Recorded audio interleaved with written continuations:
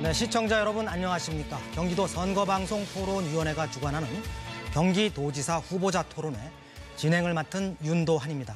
오늘 토론은 공직선거법 규정에 근거해 후보자 4분을 모시고 앞으로 100분 동안 생방송으로 진행됩니다. 경기도의 산적한 현안에 대해 후보들의 정책과 공약을 듣고 경기도지사로 누가 적임자인지 판단하는 기회가 되길 바랍니다. 그럼 4분의 후보 소개해드리겠습니다. 좌석과 발언 순서는 사전 추첨으로 정해졌습니다. 기호 5번 정의당 이홍우 후보입니다. 네, 기호 1번 더불어민주당 이재명 후보입니다. 네, 기호 3번 바른미래당 김영환 후보입니다.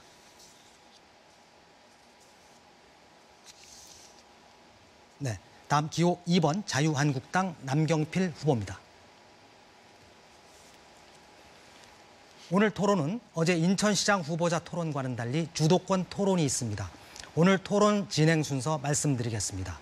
먼저 각 후보의 기조 연설로 시작합니다. 이어 후보자 간 상호 정책 검증 토론, 사회자 공통 질문과 답변, 그리고 후보자 주도권 토론을 하고 맺은 말로 마무리됩니다. 후보자들께서는 원활한 진행을 위해서 정해진 토론 규칙과 발언 시간을 지켜주시기 바랍니다. 아울러 상대 후보에 대한 인신공격이나 비방 등은 삼가 주시길 당부드립니다. 후보자 토론회 관리 규정 제9조에 따라 휴대전화, 노트북 등 일체 전자기기는 사용할 수 없습니다. 전자기기를 사용하는 경우 즉시 마이크가 꺼집니다. 경기도지사 후보자 토론회 기조 연설로 시작하겠습니다. 사전에 정한 순서에 따라 이홍우 후보부터 시작하겠습니다. 시간은 1분입니다. 예, 존경하는 경기도민 여러분, 정의당 이홍우입니다.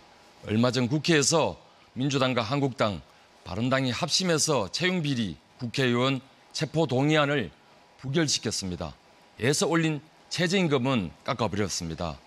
비리의 범죄는 감싸주고 가난하고 힘없는 노동자들의 임금은 손쉽게 빼앗을 수 있는 이유는 강력한 견제 세력이 없기 때문입니다. 경기도 마찬가지입니다. 민주당과 한국당은 지방 권력을 20년 이상 독점해왔습니다. 자신들이 이익 앞에서는 사이좋게 이웃처럼 예산 나누고 자리 나누고 권력을 나눠 먹었습니다. 남경필 후보가 자랑하는 경기 연정이 민주당과 한국당의 예산 나눠 먹기에 불과했다는 것이 감사원 감사 결과 밝혀졌습니다. 존경하는 도민 여러분, 이제 강한 견제 세력이 필요합니다. 양당 독점의 정치를 끝내야 합니다. 정의당과 이용우가 하겠습니다. 네, 다음은 이재명 후보 기조연설 부탁드립니다. 네, 우리 국민은 공정하고 안전하고 평화로운 나라를 원했습니다. 그래서 촛불을 들고 박근혜를 탄핵했고 문재인 정부를 만들었습니다. 문재인 정부가 나라다운 나라 열심히 만들고 있습니다. 우리 사회가 드디어 공정한 사회로 조금씩 나아가고 있습니다. 그런데 불행하게도 여전히 지방과 그리고 국회에는 적폐 세력의 잔당들이 여전히 문재인 정부의 나라다운 나라를 만드는 것을 발목 잡고 방해하고 있습니다. 평화도 막고 있습니다. 이제 경기도도 16년 장기 집권을 끝내고 민주당 정부가 들어서야 합니다. 민주당 정부가 들어서면 성남을 사람 사는 도시로 만들어서 전국에서 이사 오고 싶어 한 것처럼 경기도도 전국 최고의 삶의 질을 자랑하는 최고의 경기도 만들어 드리겠습니다. 오늘 토론이 네거티브 없는 정책 토론이 되기 바랍니다. 네, 이어서 김영환 후보 기조연설 부탁드립니다. 먼저 용서를 구하겠습니다. 오늘 정책 토론을 성실하게 임하겠습니다. 그러나 아무 일도 없는 것처럼 토론만 할 수는 없습니다. 이재명 후보께서 저를 법적 조치하겠다고 선언하셨습니다. 공직선거에 나온 후보가 국민을 상대로 거짓말을 하고 있습니다. 이것을 은폐하는 과정에서 수차례 여배우에 대한 인격 살인이 자행되었습니다. 진실을 알고 있는 정치인, 언론인이 수두룩합니다. 그들은 지난 10년간 침묵했습니다. 침묵의 동조자들은 양심 선언을 해야 합니다. 이재명 후보님, 저를 고발하십시오. 우리 두 사람 가운데 한 사람은 진실을 말하고 또 한 사람은 처벌을 받아야 합니다. 이것이 공정사회이고 촛불정신입니다. 거짓말을 하는 사람이 당선되는 선거는 민주주의가 아닙니다. 경기도민 여러분, 저를 지켜봐 주십시오. 감사합니다. 네, 다음은 남경필 후보 기조연설 듣겠습니다. 존경하는 국민 여러분, 그리고 경기도민 여러분, 저는 지난 4년 동안 일자리 넘치는 안전하고 따뜻한 경기도를 만들기 위해서 최선을 다했습니다. 전국에서 만들어진 일자리의 절반 이상을 경기도가 만들었습니다. 안전지수도 1등입니다. 따복 공동체 활성화되고 있습니다. 한 번 더 하겠습니다. 더 잘하겠습니다.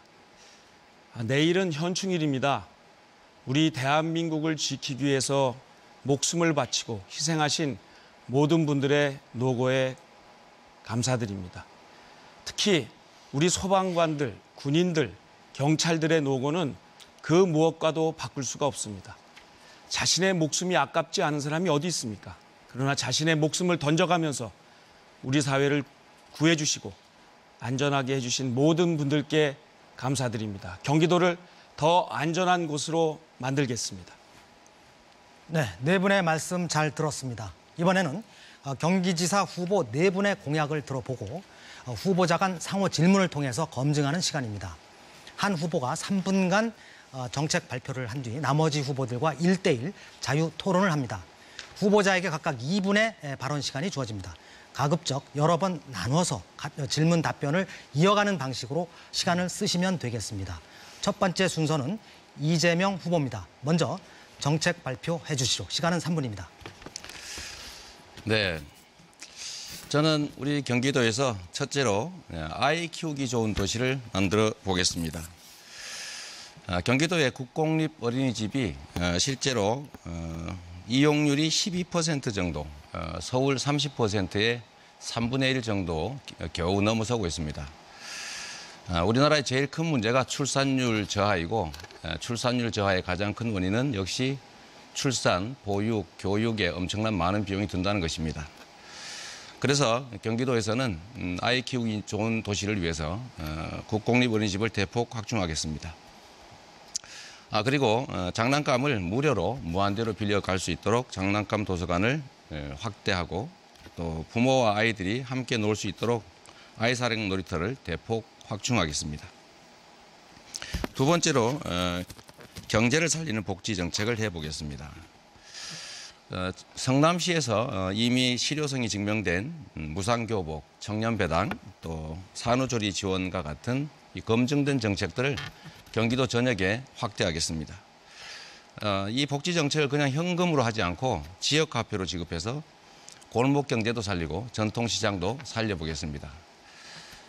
해당 지역 안에서만 쓸 수 있고 대형 유통점에는 못 쓰게 하기 때문에 지역경제 활성화에 확실한 효과가 있다는 것이 우리 성남시에서 검증됐습니다.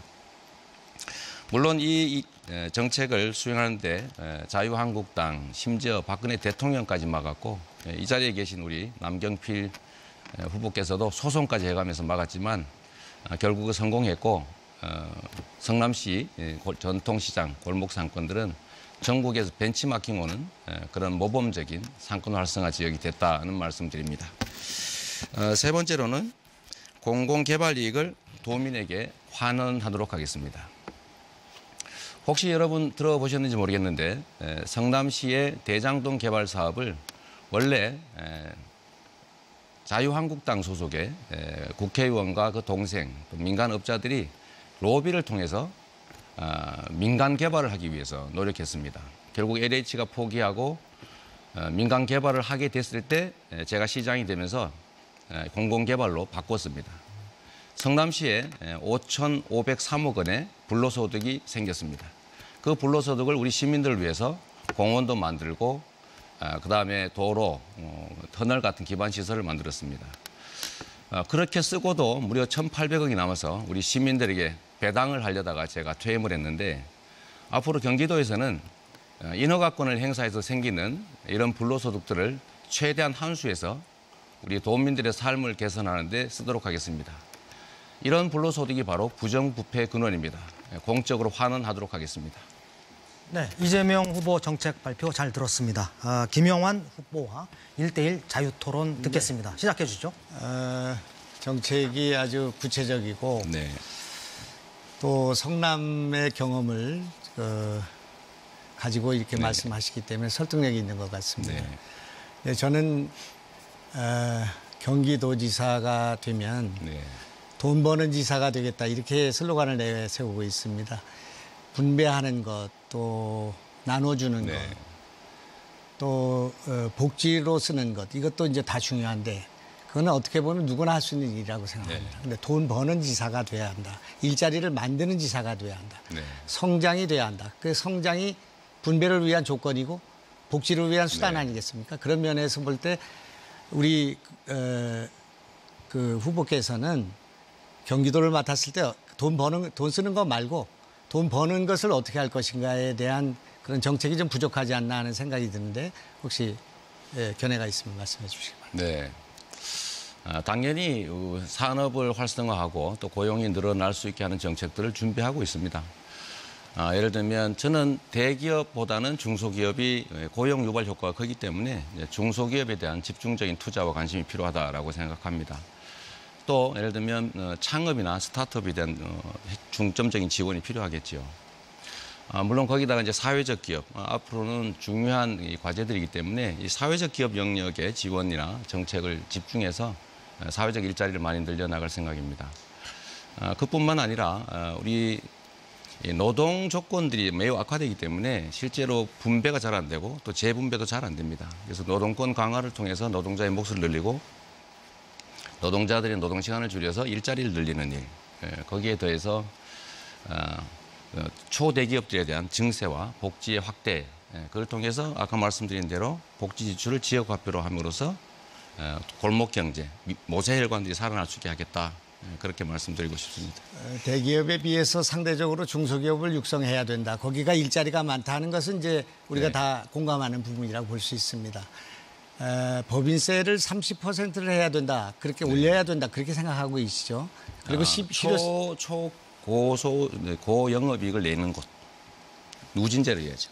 근데 세계적인 추세로 보나 그것이 이제 사회적으로 역행하고 있기 때문에 그렇게 될 때 대기업들이 빠져나가고 외국의 투자 기업들이 여기에 들어오지 않고 있던 기업도 빠져나가는 이 문제를 어떻게 해결할 수 있겠습니까? 누진 제도로 예를 들면 뭐 5천억 이상 이런 식으로 증세를 하게 되면 실제로 외국에 비해서 크게 높지가 않습니다. 평균적으로 지금 우리나라 법인세 비율이 실효세율이 너무 낮기 때문에 미국의 올려도 지금 법인세가 얼마로 내려가는지 아십니까? 지금 15%로 내려 보겠다고 하는 중이죠.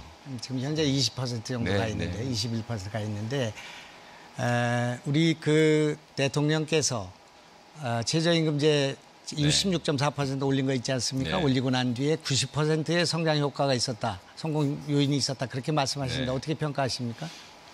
저는 구체적인 수치는 모르겠지만 우리 사회가 장시간 노동 저임금에 의존해서 이런 상태로 계속 갈 수는 없다고 생각합니다. 최저임금을 올려야 하고 그래서 좀 더 노동에 대한 대가가 제대로 지불되고 또 많이 벌고 많이 쓰는 사회로 가야 된다라고 생각합니다. 더 올려야 된다고 생각합니까? 지금 현재 최저임금을요? 아니 이제 10,000원까지 올리기로 돼 있지 않습니까? 저는 일단 뭐 10,000원까지는 올려보는 게 좋겠다고 생각합니다. 그렇게 했을 때 KDI의 얘기에 의하면 35만 개 일자리가 준다고 되어 있습니다. 그의 문제에 대해서 어떻게 생각하십니까?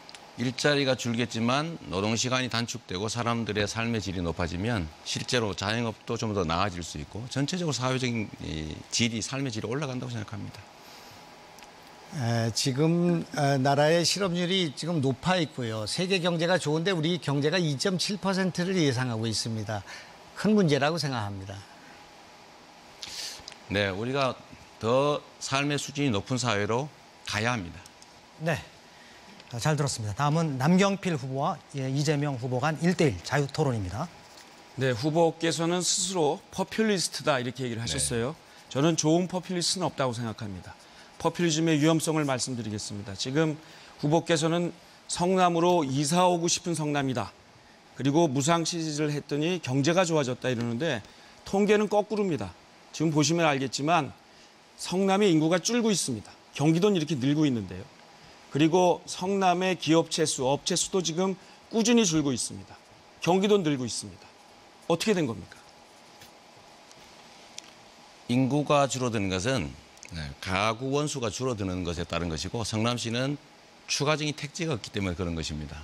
삶의 수준은 높아지고 우리 남 후보의 생각과 다르게 성남 시민들은 자부심 갖고 있고 전국에서 성남으로 이사하고 싶어 하는 게 실제 사실입니다. 이사하고 싶어 하면 인구가 늘어야 하는 게 정상 아닐까요? 그리고 왜 사업체 수가 이렇게 줄었습니까? 사업체들이 경기가 좋아지면 규모가 커지고 있는 것입니다. 아, 그렇습니까? 네. 중소기업을 더 자영업자들을 배려하신다고 하면서 지금 키우는 것이 좋다라고 말씀하시는 것은 어불성설이죠. 지금 포퓰리즘이 이렇게 위험하다는 것을 증명하는 것입니다. 또 묻겠습니다. 포퓰리즘 정책을 또 내셨어요. 청년 국민연금 네. 지급하시겠다. 만 18세 모든 청년에게 1회 연금 보험료를 내주면 이분들이 전체 116만 2천 명이라 147억이 들어요. 네. 그러면은 1인당 7,800만 원을 더 받을 수 있다 이렇게 주장하셨죠. 맞습니까? 가정을 했을 때 그렇다는 겁니다. 아니, 300만 원을 평생 벌 경우에. 그렇죠. 네. 7,800만 원이 더 받게 되는 거죠. 100세까지 살 경우에. 일견 좋은 정책으로 보이지만 이게 이렇게 됐을 경우에 얼마의 예산이 국민연금에 더 들어가는 줄 아십니까? 1년에? 1년 하시면 경기도에 16만 8천 명을 했을 때 국가 재정에 얼마가 더 부담이 되는 줄 아세요? 제가 답을 할까요? 예, 해주시죠. 우선 청년 국민연금은 저희가 1회분을 내주는 것이고 그렇습니다. 본인들이 원하지 않으면 추가로 더 내지 않아도 됩니다. 네.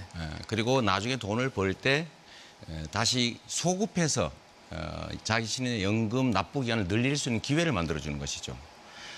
이것으로 인해서 국가의 부담이 늘어난다는 점은 경기도 청년들이 이익 보는 만큼 국가의 부담이 늘어나는 게 사실이겠죠. 저는 우리 청년들을 위해서 국가가 추가의 부담을 해야 된다고 생각하는 사람입니다. 저는 경기도지사는 경기도민의 삶, 경기도 청년들의 삶에 관심을 가져야지 국가 재정을 걱정하시는 게 좀 이해가 안 돼요.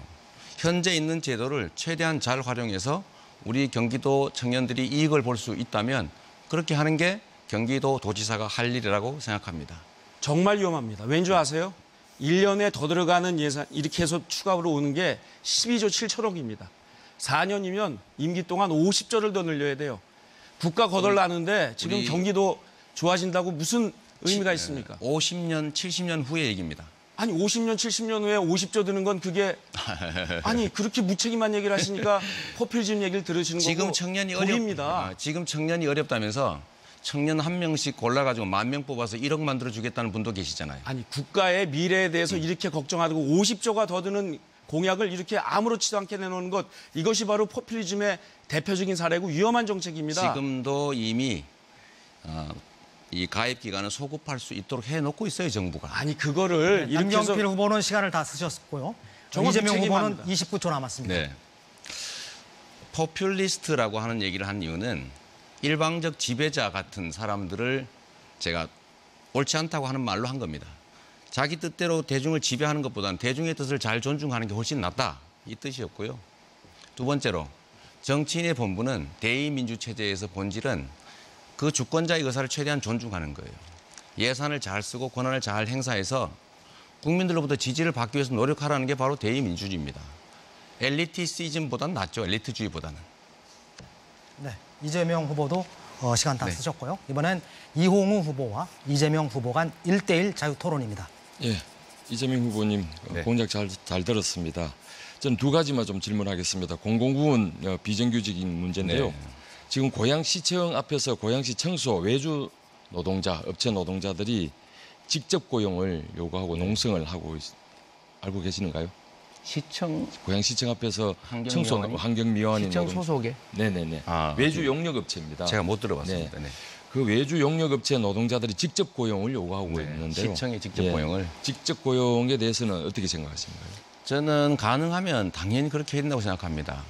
공공 영역에서 인건비를 좀 줄이기 위해서 우리 시민들에게 고통을 가한다는 것 사실은 전혀 옳지 않습니다. 알겠습니다. 두 번째는요. 대한민국 노동조합 조직률이 10% 정도에 네. 불과합니다. 지금 그런 차원에서 조직률을 높이기 위해서는 교섭력이 높아져야 된다는 거 기정사실이고요. 예. 그런 측면에서 경기도 산하 공공기관 안에 다양한 외주 용역업체 비정규 노동조합이 있죠. 네. 그분들은 외주 업체 대표만 하고 교섭을 합니다. 네. 기관이 직접 교섭을 하고 있지 않거든요. 네. 제 공약은 기관이 직접 교섭을 단체 교섭을 할 수 있도록 의무화하자라는 네. 것에 대해서 어떻게 생각하십니까? 저는 역시 공공기관들조차도 지나치게 외주화하는 거 옳지 않다고 생각합니다. 예. 뭐 직접 고용하면 되지 그걸 왜 굳이 외주하겠어요? 저는 이미 성남에서 외주 주고 있던 또는 뭐 위탁하고 있던 사업들을 다 직접 고용하면서 다 사업을 회수했습니다. 네. 앞으로 경기도에 제가 기회가 되면 외주를 최소한으로 줄이고 불가피한 경우에는 말씀하신 것처럼 교섭력을 올릴 수 있도록 부당한 일이 당하지 않도록 하려고 합니다. 예, 조금 전에도 최저임금 대해서 말씀을 네. 했는데요. 민주당에서는 최저임금 산입 범위 확대가 저임금 노동자를 위한 것이라고 하고 또 저임금 노동자에게 피해가 없다고 네. 얘기를 했습니다. 어떻게 생각하십니까? 뭐 저도 나름 노동 인권 운동을 하겠다고 제가 변호사를 시작한 사람인데 실제 노동자한테는 피해가 있지요. 있죠.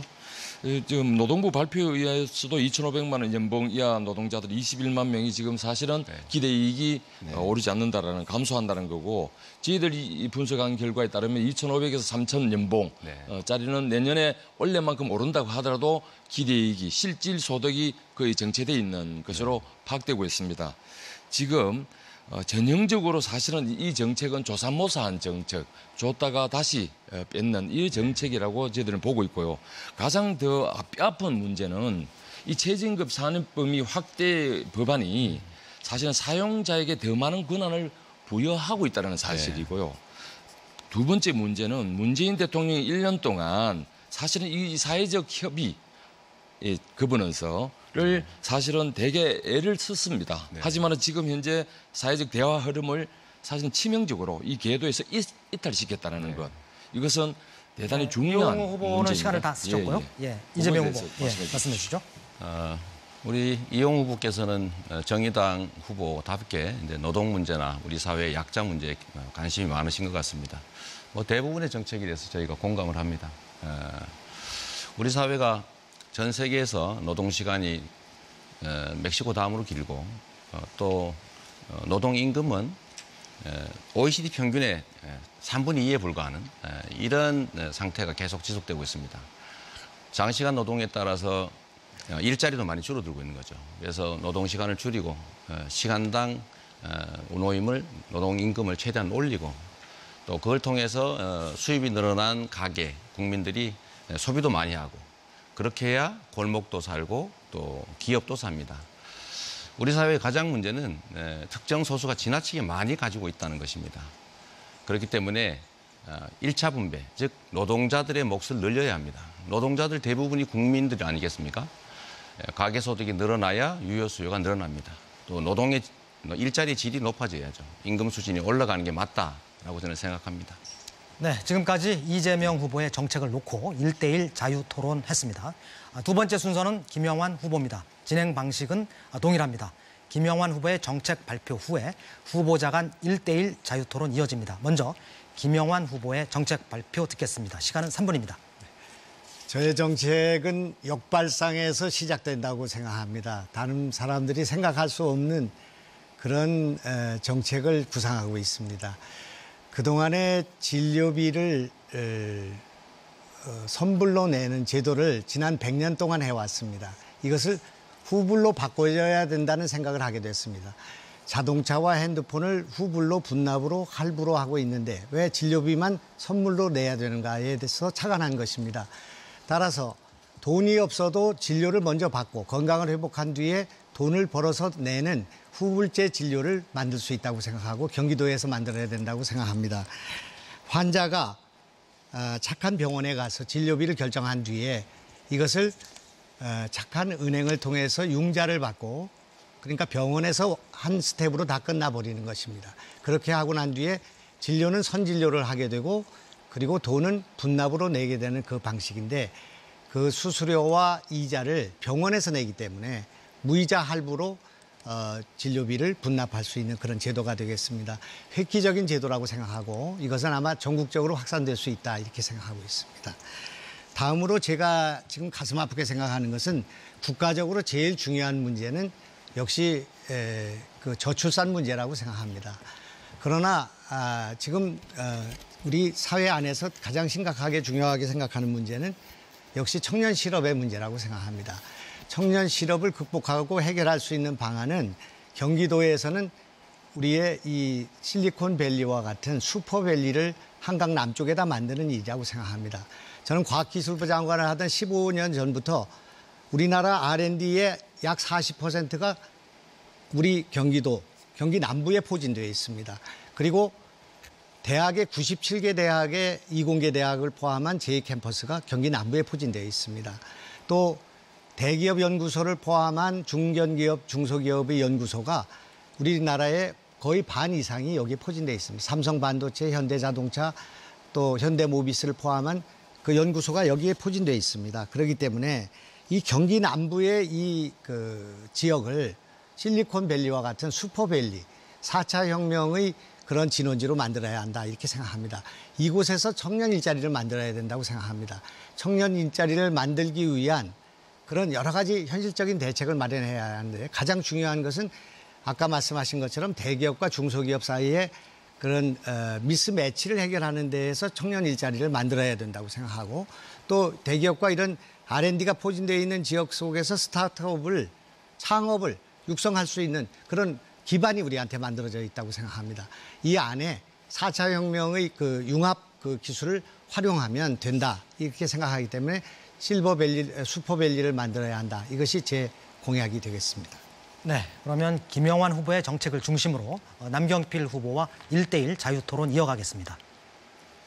우리 김영환 후보의 의료비 후불제는 굉장히 좋은 정책이라고 생각이 듭니다. 연정 사업으로 같이 하고 싶은데요. 근데 비용이 이제 문제일 것 같거든요.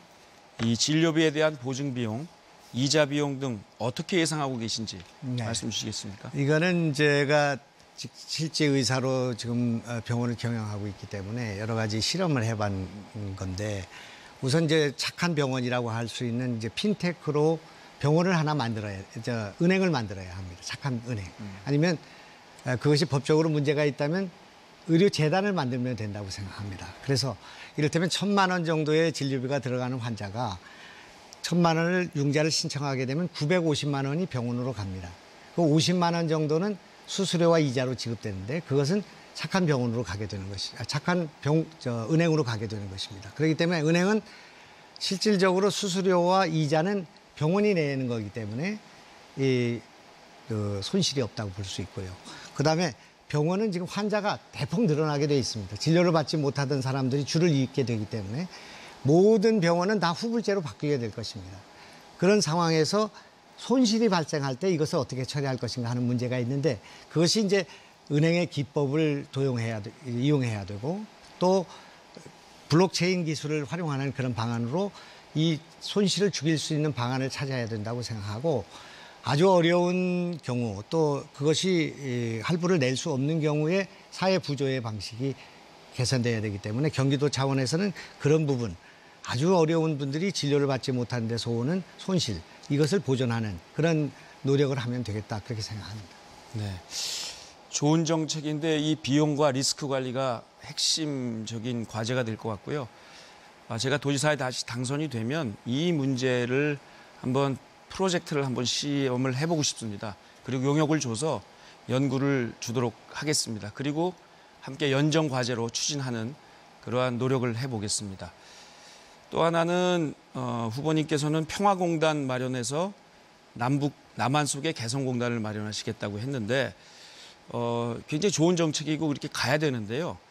그동안은 북한을 이 값싼 노동력을 이용하는 생산 기지화하는 정책에 머물렀다면 제 생각에는 이제 그것을 뛰어넘어서 북한의 이 아주 우수한 IT 인재들, 예를 들면 해커들, 또 핵 물리학자들 이런 사람들이 DMZ 주변에 공동의 테크노밸리를 만들고 대한민국의 젊은이들과 함께 어울려서 그것의 주거와 복지와 교육과 모든 인프라가 갖춰진 판교 테크노밸리 같은 저희 경기도가 만들어서 성공시켰는데요.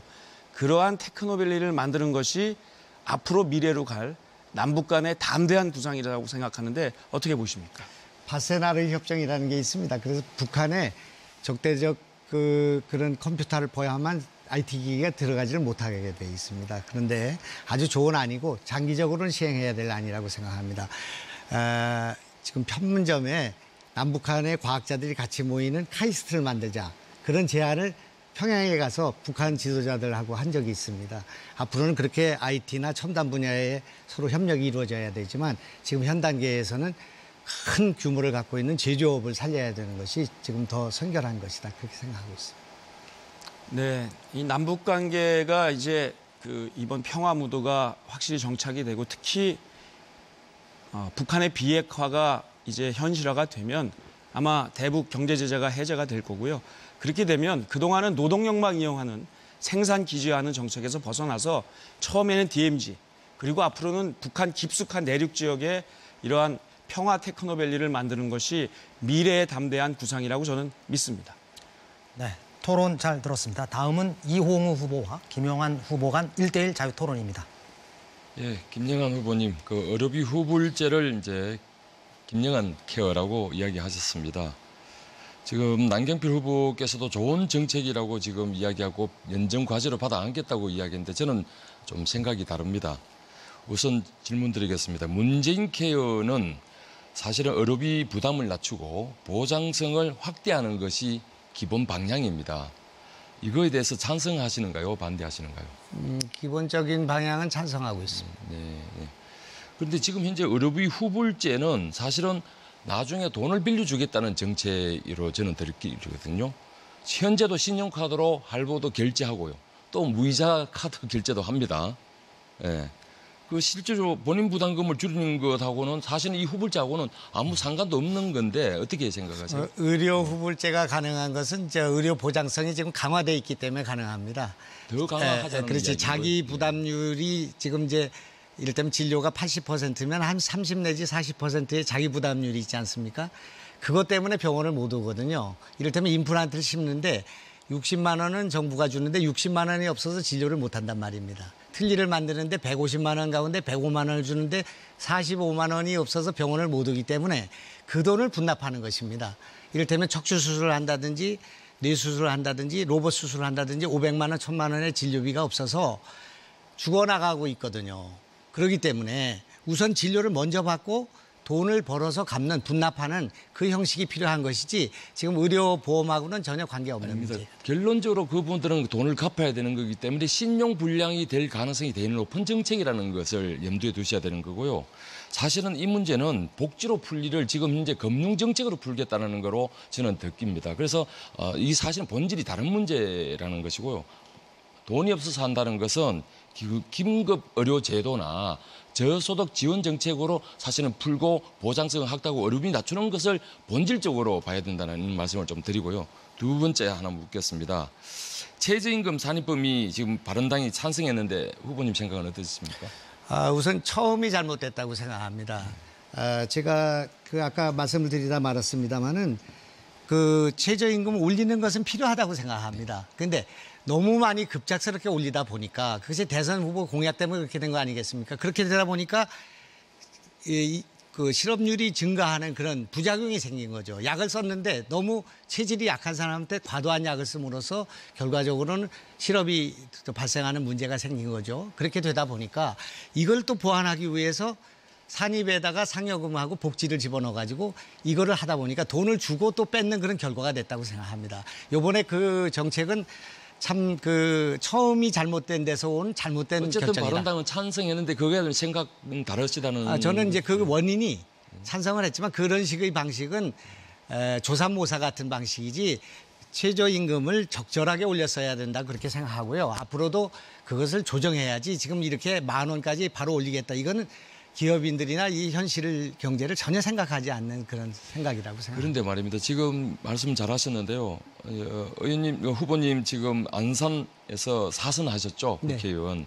그 시아공단 노동자들이 최저임금이 정해지면 보통 평균 120%에서 150% 정도, 연봉으로 치면 2,500 정도, 올해만큼 만약에 또 오른다면 내년에는 조금 전에 말씀드렸다시피 실질 소득은 거의 제로에 가깝는 거의 오르지 않는 현상이 지금 나타나고 있습니다. 그 사람들은 정말로 가난한 노동자이고 힘겹게 하는 노동자입니다. 실질 임금이 제대로 되는 이 문제에 우리 안산에 있는 연봉 2,500 정도의 노동자들은 사실은 이용호 후보님 되게, 시간이 다 힘들게 됐습니다. 하고 있다는 네. 그 사실을 김영환 정확히 좀 후보님. 알고 계셨으면 좋겠습니다. 9초 남았습니다. 네. 선무담이 사람 잡는다 그런 말이 있는데 경제를 너무 관념적으로 접근해서 이 나라 경제를 망치고 있다고 생각합니다. 그래서 이 정부가 이번에 경제의 기조를 바꿔야 한다 그렇게 생각합니다. 네, 이번엔 이재명 후보와 김영환 후보 간 1대1 자유 토론입니다. 네, 뭐 아시겠지만 저는 공공의료 확충 운동을 하다가 우리 후보께서 저한테 자꾸 지적하는 전과도 생겼고 그런 사람인데 저는 공공의료 확대에 관심이 참 많습니다. 그것 때문에 제가 정치를 시작하게 됐죠. 일단 첫 질문은 의료 얘기를 하셔서 그런데 경기도에 의료원들이 많이 있습니다. 이 공공의료 확충 차원에서 경기도 의료원에 대한 지원이나 시설 확충 이런 것들을 좀 하실 생각은 있으신가요? 공공의료는 무엇보다도 이제 치료 중심이 아니라 예방 중심으로 지난번에 메르스 사태도 있지 않았습니까? 또 지금 생태 환경의 중요성이 굉장히 강화되고 있습니다. 최근에 발생하는 모든 문제들은 되게 생태 환경의 문제 아니겠습니까? 이제 그런 문제와 관련해서 공공의료기관이 해야 되는 예방적인 질병을 검진하고 예방할 수 있는 그런 역할이 크다고 생각합니다. 이제 그런 부분에서는 강화해야 되겠지만 그러나 그 의료 전체적으로 볼 때 공공의료로 이것을 해결하기 어려운 부분이 있기 때문에 아까 얘기한 것처럼 의료보험도 있지만은 의료보험 말고 지금 현재 제가 얘기하는 이런 제도도 필요하다 그렇게 생각하는 것이죠. 우리나라의 공공의료 비중이 얼마 정도 되는지 아십니까? 많지 않은 걸로 알고 얼마 정도 있습니다. 됩니까? 정확한 수치는 모르겠습니다만은 10% 미만입니다. 그럴 것 같습니다. 그래서 우리나라는 공공의료 비중이 너무 낮기 때문에 공공 영역의 의료 역량을 좀 강화해야 됩니다.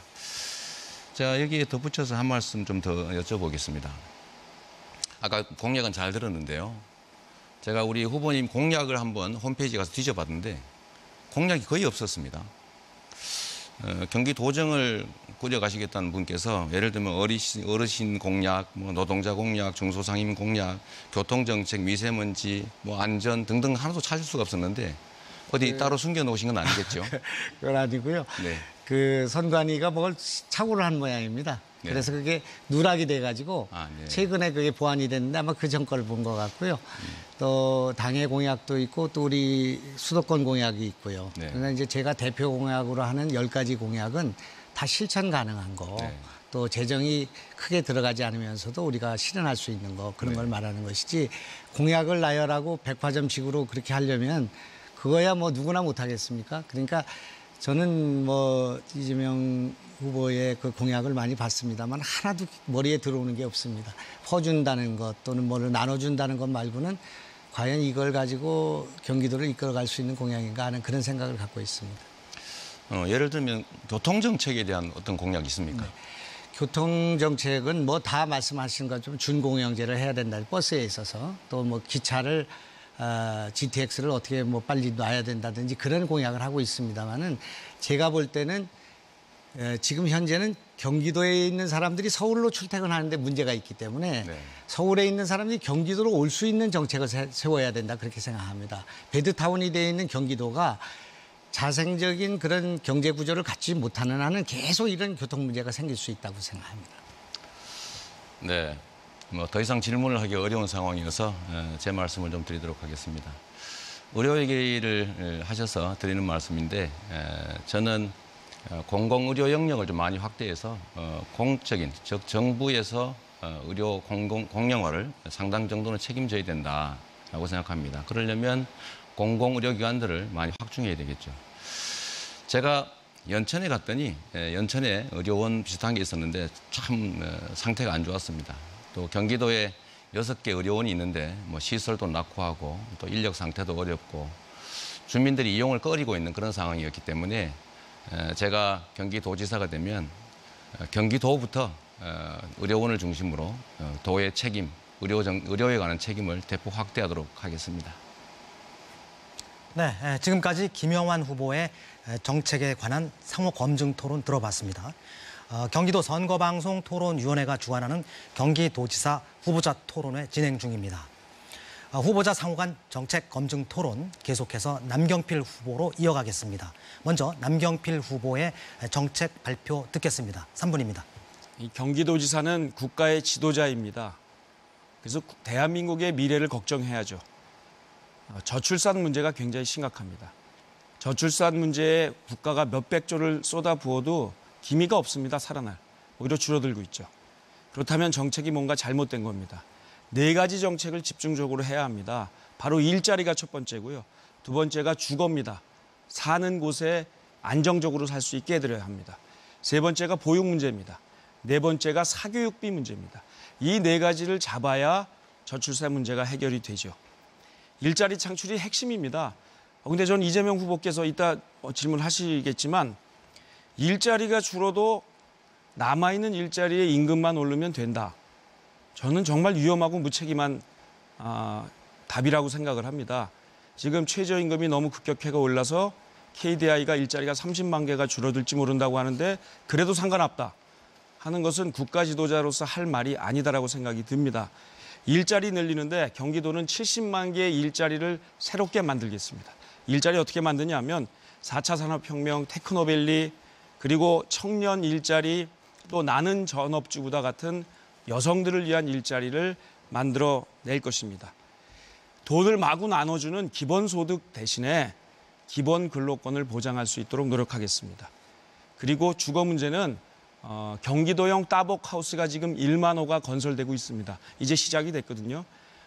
청년들을 위한 또 신혼부부들을 위한 이런 경기도형 공공주택인데요. 아주 잘 지었습니다. 인기가 폭발하고 있습니다. 아이를 낳으면 저희가 첫 번째 아이를 낳으면 이자의 50%를 내드리고요. 둘째 아이를 낳으면 100% 다 지원해주는 그러한 싸고 좋은 공공형 주택입니다. 많은 분들이 지금 오시고 계십니다. 보육 정책은 보육도 준공영제의 수준. 그래서 따복 어린이집을 저희가 이제 시험 운영했고 앞으로 1000개까지 늘려나갈 생각을 하고 있습니다. 그래서 국공립보다 더 좋은 경기도형 준공영제 따복 어린이집을 계속해서 만들어 갈 것입니다. 사교육비 핵심입니다. 이 아이들을 낳기 힘든 것 중에 하나가 사교육비가 너무 많이 들어요. 점점 증가하고 있습니다. 부의 대물림이 되고 있습니다. 이것을 막기 위해서 경기도는 이미 경기도 안에 있는 1000개의 작은 도서관에다가 지난해 300명의 선생님을 파견했습니다. 엄마들로부터 설문조사를 해서 필요한 교육이 뭔지를 파악해서 300명 파견했는데 너무 반응이 좋아서 올해 1000명으로 늘립니다.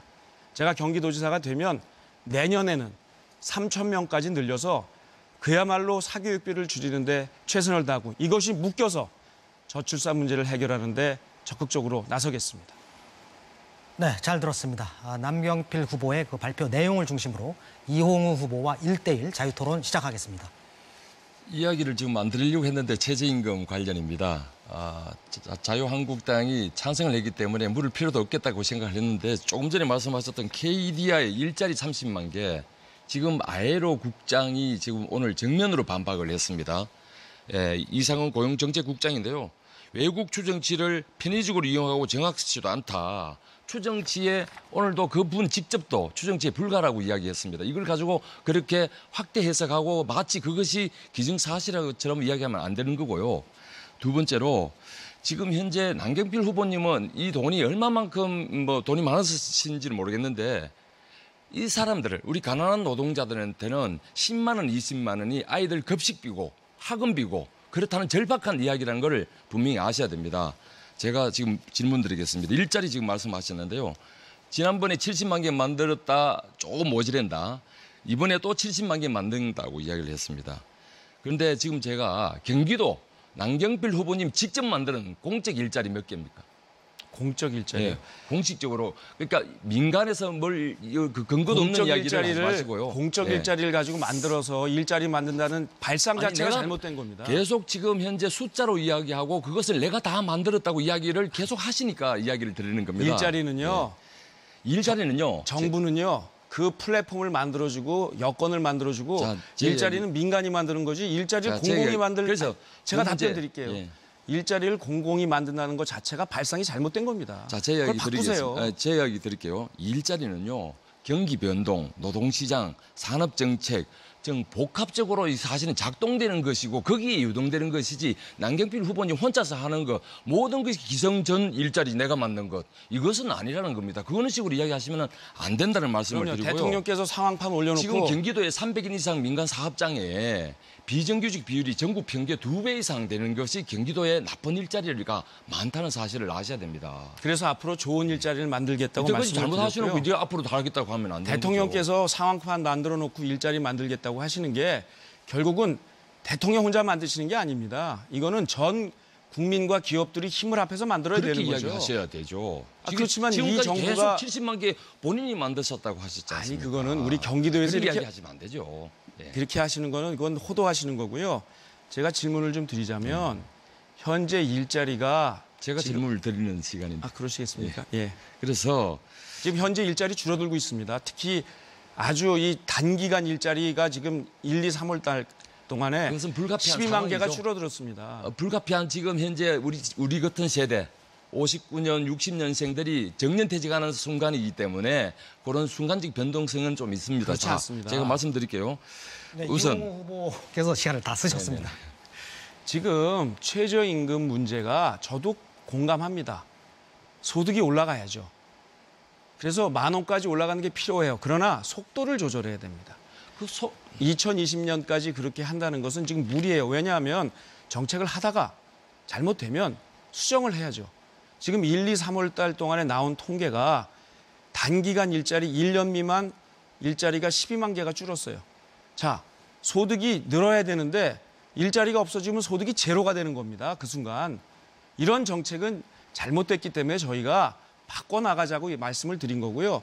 그래서 이재명 후보가 아까 일자리 줄어도 남은 일자리가 소득이 늘어나면 된다. 이건 정말 아니 아까 질문을 하셨잖아요. 30만 개 아이, 조금 참. 이따 답변을 하세요. 이재명 후보는 조금 뒤에 네. 1대1 30만 개 일자리가 줄어들어도 상관없냐고 하시니까 아까 일자리가 줄더라도 남아있는 일자리에 소득이 늘어나면 상관없다라고 분명히 말하는 게 말씀하셨어요. 아니라니까요. 그렇게 하셔놓고 지금도 딴 말씀하시는데 일자리가 줄어드는 건 재앙입니다. 가난이 들어옵니다. 네, 남경필 후보도 시간 다 쓰셨고요. 이번에는 이재명 후보와 남경필 후보 간 1대1 자유 토론입니다. 네, 정치인에게 공약이란 정말 중요하죠. 말은 누구나 할 수 있습니다. 그러나 약속을 잘 지키지 않는 사람들이 많지요. 우리 남경필 후보님이 첫 번째로 10대 공약하셨는데 그중에 보니까 따봉마을 6,000개, 경기은행 설립, 경기도립대학원 대학 설립 이 3개나 들어있던데 얼마나 지키셨습니까? 은행은 설립 못했고요. 대학도 설립하지 못했습니다.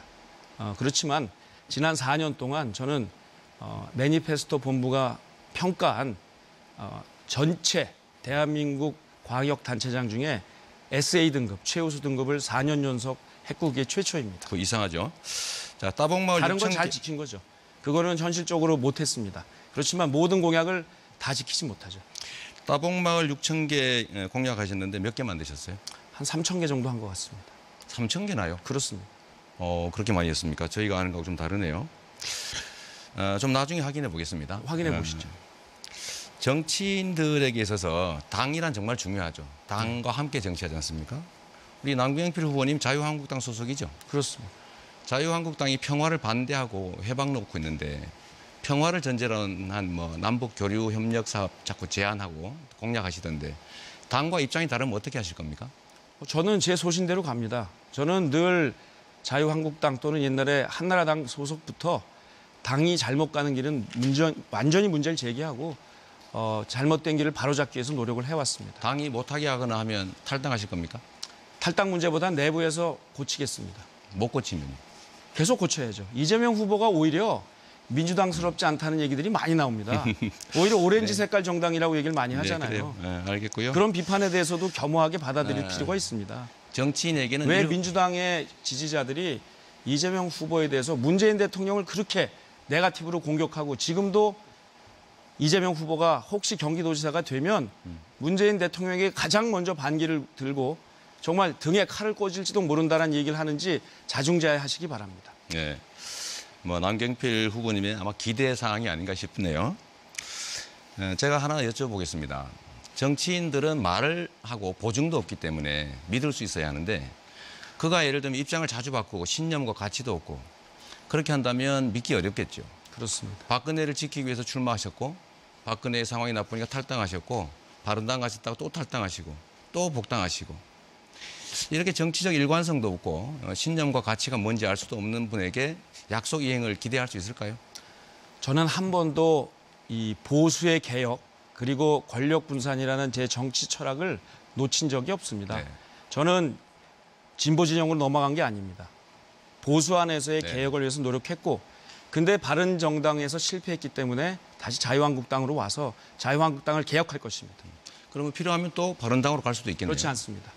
두 분 혹시 단일화 할 생각 있으세요? 그런 얘기 전혀 하지 않았습니다. 그거 하나 여쭤볼게요. 이번에 그 공항버스를 시외버스로 바꾸는 것이 법에 어긋난다라는 보고가 있었죠. 그렇지 않습니다. 있었습니다. 없었습니다. 네, 알겠습니다. 그런데 그 담당 공무원이 반대하니까 계속 압박을 하다가 회의석상에서 탁자를 막 치면서 이 질책을 했다는데 사실인가요?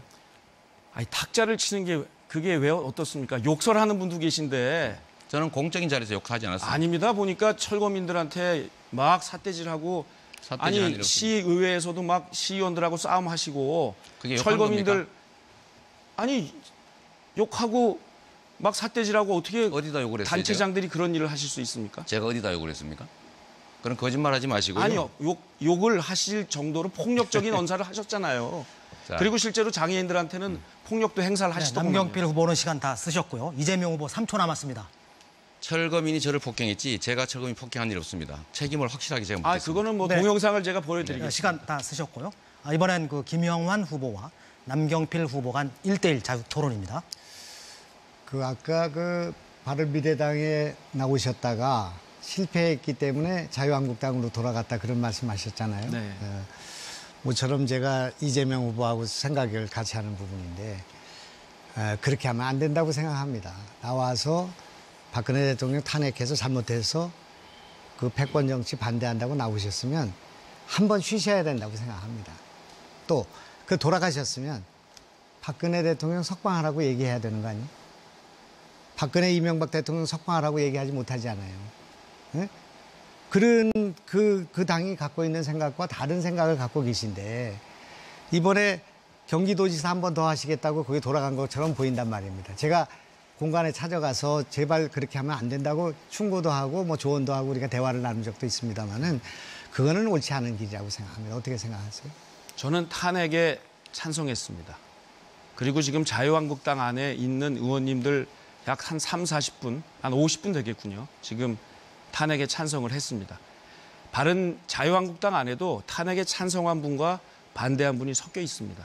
그렇기 때문에 자유한국당이 모든 분들이 탄핵에 반대한 것이 아닙니다. 탄핵은 국민적인 열망에 의해서 진행이 됐는데요. 그것은 국회 안에 있는 78%의 국회의원들이 찬성해서 가능했죠. 제가 아쉽게 생각하는 건 이런 겁니다. 바른미래당이 아니고요. 바른당을 만들어서 그걸로 개혁 보수를 만들려고 했는데 바른당이 중도 당과 통합할 것이냐, 보수당과 통합할 것이냐를 놓고 고민하다가 결국 이제 국민의당하고 통합하는 결정을 내린 이후에 저는 제 생각과 다르기 때문에 다시 자유한국당으로 들어간다는 말씀을 드렸던 겁니다. 우리 남경필 지사를 보면 참 좋은 집안에 태어났고 또 아주 스마트하시고 좋은 학력에 한 번도 낙방도 낙선도 또 글쎄 취업도 한 번 안 하신 거 아니에요? 저는 기자 생활도 했습니다. 그 기자 생활 하셨나요? 그리고 무슨 좌절이라고 할까 고통이라고 할까 이런 것이 없는 분 같아요.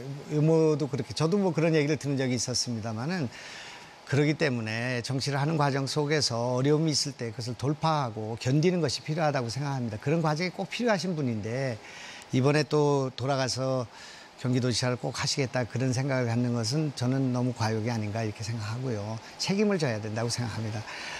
도정은 잘하셨을지 몰라도 그런 문제가 있다고 생각하고요. 또 지금 이제 그 내세우는 정책들이 백화점적으로 두 분들이 뭐 굉장히 많은 걸 제시하고 있지만 하나도 귀에 들어오는 정책이 없습니다. 늘 어디 가서 뺏겨서 갖다 쓴 것 같은 그런 정책이 있거든요. 하나도 창조적이지를 못하고 새롭지가 않단 말입니다. 그런 문제에 대해서 어떻게 생각하십니까? 이 당을 다시 복당한 것에 대한 그 질책은 제가 따갑고 무겁게 받아들이겠습니다. 그러나 저는 정치하면서 부끄러운 짓 하지 않았습니다. 그리고 저는 보수의 개혁이라는 제가 갖고 있는 철학을 계속해서 갖고 오고 있습니다. 대한민국 정치를 정말 근본적으로 바꾸는 것은요, 보수 정당이 개혁되는 일입니다. 우리 보수 정당이 지금 위기에 있습니다. 그렇지만 기울어진 운동장에서 보수가 너무 망가지면 국가 전체적으로도 좋지 않습니다. 이 양날개가 날아야 되는데 그런 의미에서 저는 자유한국당이라는 보수의 원류를 개혁하겠습니다. 그 길에 제 정치의 생명을 걸 것입니다. 공약과 관련돼서는 이미 경기도에서 많은 것들을 실천했고 그것이 현실로 나타나고 있기 때문에 경기도의 정책들은 굉장히 창의적이지만 그리고 현실적입니다. 제가 그동안 해왔고 그것을 우리 도민들께서는 높이 평가해주고 계십니다. 네, 김용환 후보 2초 남았습니다. 쓰시겠습니까? 답변을 못 하시잖아요. 네, 답변 못 하시죠? 말씀드려도 못 하잖아요. 그냥 뭐 하실 말씀 있으면 짧게 말씀하셔도 되고요. 포기하겠습니다. 알겠습니다. 네, 지금까지 남경필 후보의 정책에 관한 검증 토론 들어봤고요. 상호 정책 검증 마지막 순서는 이홍우 후보입니다. 먼저 이홍우 후보의 정책 발표 듣겠습니다. 시간은 3분입니다. 네, 노동이 당당한 경기도를 만들겠습니다. 저는 경기도의 노동조합 조직률을 2배로 올려서 노동자들이 제 목소리를 낼 수 있도록 모든 노력을 다하겠습니다. 경기도 산하 모든 공공기관에서부터 비정규직 노동자과 단체 협약 체계를 의무화하겠습니다. 그리고 경기도 각 권역별로 노동조합 지원센터를 만들어서 민간의 노동조합 설립도 지원하겠습니다. 존경하는 경기도민 여러분, 노동조합은 비용이 아니라 민주주의의 자산입니다. 노동조합을 만드십시오. 노동조합에 가입하십시오. 그래야 여러분의 노동이 당당해질 수 있습니다. 청년에게 꿈과 시간을 주는 경기도를 만들겠습니다. 일하는 청년, 경쟁을 통과한 청년만 대상으로 하는 청년 정책은 반쪽짜리 정책입니다. 모든 청년에게 공정한 출발을 기회를 보장하는 것이 정부의 역할입니다. 이를 위해 저 이용우는 경기도 모든 청년에게 만 19세가 되는 해 300만 원의 공정 출발 지원금을 제공하겠습니다. 사회생활을 하는 첫 금액으로는 300만 원 충분치 않습니다. 하지만 청년들이 힘찬 출발을 응원하는 격려와 위로가 될 것입니다. 경기도의 청년들이 시간을 갖고 꿈을 찾아갈 수 있도록 기회를 만들어내겠습니다. 중소기업 힘을 주는 경기도 만들겠습니다. 중소상인들에게도 힘을 주는 경기도 만들겠습니다. 경기도 전역에 골목 상권 지원센터를 설치하겠습니다. 재래시장을 지원하듯이 작은 상점가들 지원하겠습니다. 중소상인들이 스스로 조직을 만들고 힘을 키울 수 있도록 모든 뒷받침하겠습니다. 우리 중소상인들이 가장 고통받는 문제, 하늘 높은 줄 모르고 오르는 임대료입니다. 저 이용우는 지역별 공정 임대료를 고시하겠습니다.